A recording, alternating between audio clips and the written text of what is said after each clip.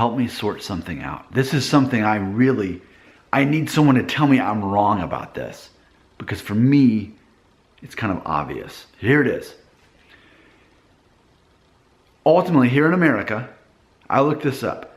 About 1% of the American population is either in prison or on parole. About right at 1%.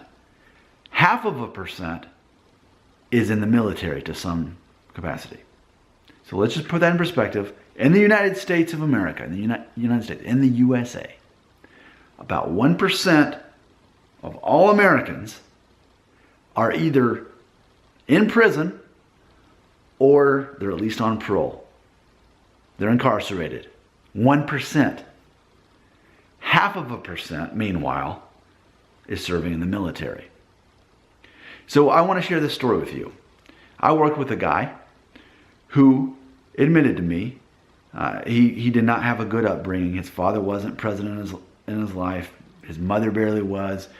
And he ended up going in the military for 10 years right out of high school. And he told me, he said he knew that if he didn't go into the military, I think specifically he went into the Air Force, but he said specifically he knew that if he didn't join the military, he would end up in prison.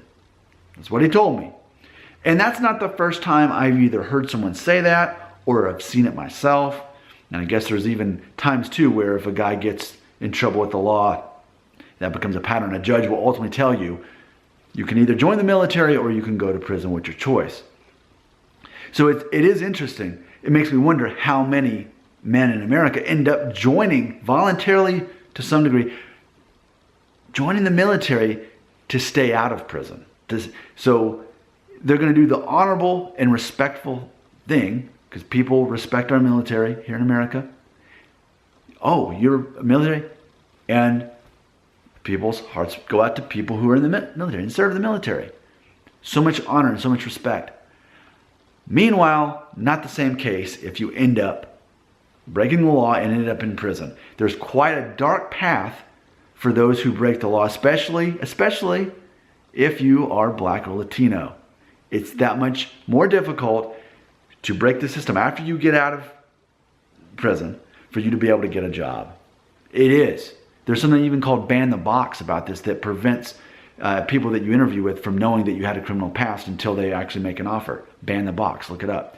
So, and I also am aware that if you're Black or Latino in America, that you're more likely to end up in jail over something that would not land a white man there. I'm aware of that, especially when it comes to drugs, especially marijuana. I'm very aware of that. So for me, things, you know me, I'm seeing the Venn diagram here. It's almost like, in theory, is there really that much difference between being in the military versus being in prison? Either way, to a certain degree, you're being forced into a system of structure, ultimately overseen by our government, who is taking care of your meals, taking care of your regimen, your exercise, your purpose with other men, and you serve a certain amount of time, years. It kind of feels like there's an overlap there. And so it's interesting to think that, okay, 1% of our population is incarcerated to some degree, and then 0.5% is voluntarily serving in the military.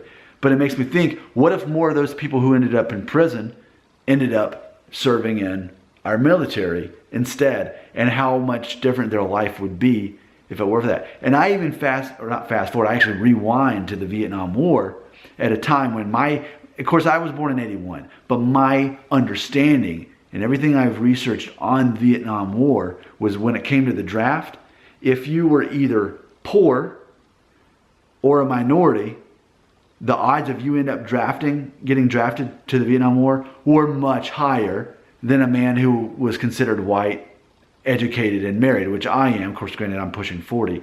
But in theory, if you were a white man who was married and had a job and went to college, your chances of getting drafted were not that great. However, if you were lower income and a minority, which often overlap, then you were more likely to be drafted. And so it is interesting. Do you see all these connections that I see? I mean, I feel like I'm creating a base for this, but I would like for you to take it from here. I want this to be a collaboration. Take what I've said and let's continue it. Am I onto something? Are there some patterns that we can see here? I would love to know what the rest of the world thinks right here in the comment section.